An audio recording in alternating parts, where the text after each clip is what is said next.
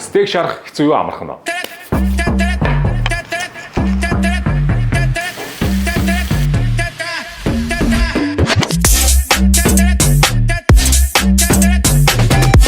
За сайн байцгаана уу, би Тэмэн Токио байна. Өнөөдөр хэдүүлээ Mombeef брэндийн 4 төрлийн стейкнээс бинийг сонгож надад өгсөн зааврын дагуу яг бидний ресторанд иддэг шиг тийм зөөлхөн шүүслэг гоё амттай стейкийг өнөөдөр шарах гэж байна.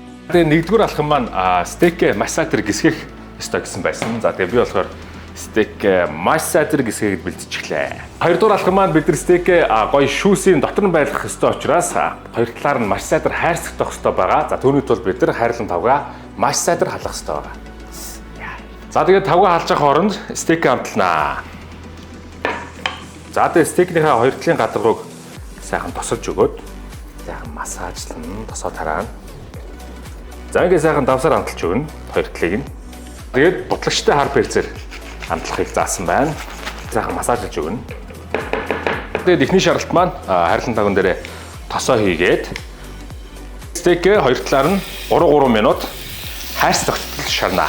Тэгээд анх удаа би нэг стейк шарж байхдаа стейкээ амраана гэж мэдгүй. Стейкээ шууд ингээд халуун одоо энэ маш чанга гал дээр одоо хоёр талаар нь бараг хэдэн минут шарсан юм да. Айгу их шараад тэгээд бүр хит их болгоод айгу нэг юм хатуу бараг эрдзэн шиг тийм стейк болгож байсан. Уг нь айгу гоё юм үнэтэй стейк зориулж авсан. Тэгээд тэр удаагийн болзаа маань бүтлгүүд гэж билээ. За одоо 3 минут болчих хэдүүлээ эргүүлээ. Яа. Иймэрдүү хайрс тогтох ёстой юм байна. За тэгжиж нөгөө нэг стейк маань гадагшаага шүүсээ алдахгүй, дотгошоогоо шүүсээ барина гэсэн үг юм байна. За үнэхээр гоё өнөрч шин да. Хоёр талаа нь хайрцагтайгаар хэдүүлээ стейкээ сайхан амраана.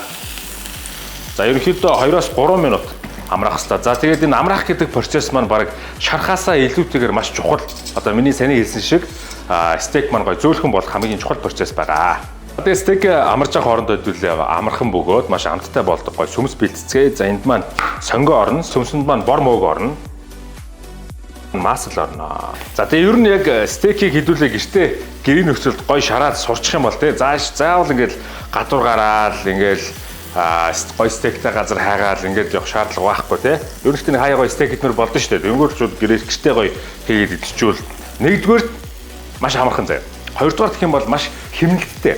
За ер нь бол би нэг судалгаа хийсэн байгаа. Тэр нь яадаг вэ гэхээр хэдүүлээ гэрийн нөхцөлд яг тэр стейк мэг бүх орцоо аваа. За дээр нь виногоо аваад авахд гадуур гараад идж байгаа стейкний ер нь 3-1-ийн үнийн дүнд бол ер нь авчижээ шүү.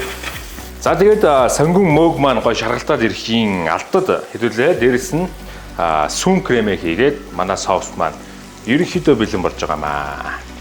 За энэ хүү соус маань бэлэн боллоо. Өтгөн шингэний харьцааны ерөнхийдөө иймэрхүү байх юмстай юм байна.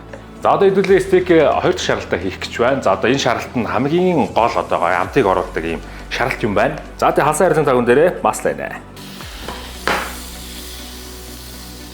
За дээрээс нь стейк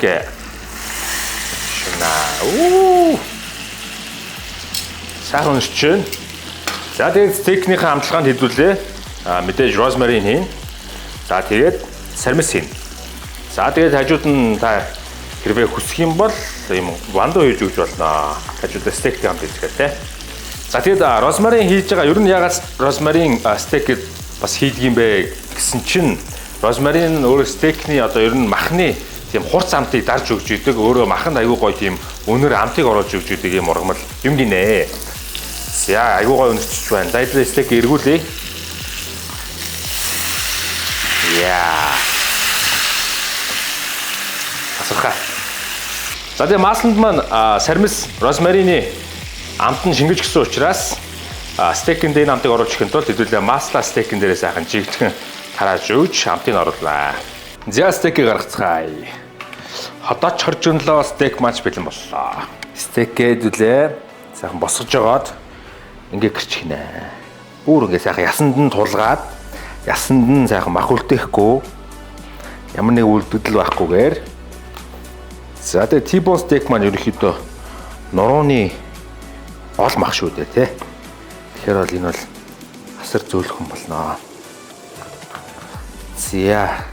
За Mombeef брэнд нь ерөнхийдөө махны стандарт эрүүл ахуй талаас маш сайн анхаарч ажилладаг гэдгийг ер нь та бүхэн бас мэдж байгаа бах. Тэгээд ерөнхийдөө стейкээ та бүхэн маань шүүрхий идмээр байвал ямар ч асуудал байхгүй ерөөл ах талаасаа.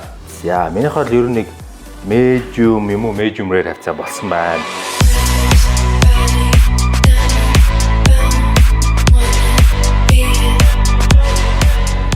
За ингээ стейк маань бэлэн боллоо. За миний хамгийн дуртай мөч ирлээ. За тэгээ Monbeef-ийн заавраар стейк маань хэр зөөлхөн болдгийг хэлүүлээ. Шалхал үлдлээ та. За энэс намнаа. За саусаад өгөхөд.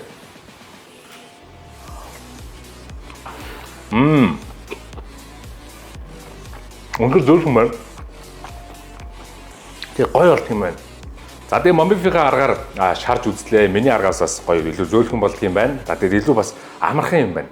За тэгээд стейкийг гоё онцгой баярын өдөртэй гэр бүлдээ хайртай дотны хүндээ гоё хийж өгөхөд маш гоё классик юм гоё оройн зог болдог. Тэгээд ер нь та бүхэн стейк шарахад айгүй хэцүү гэж боддог байсан бол яг энэ зааврын дагуу хийгээд үзээрэй. Гарц чинь орох юм бол ер нь бол нэг 20 минутанд л хийх юм байна. Үнэхээр гоё.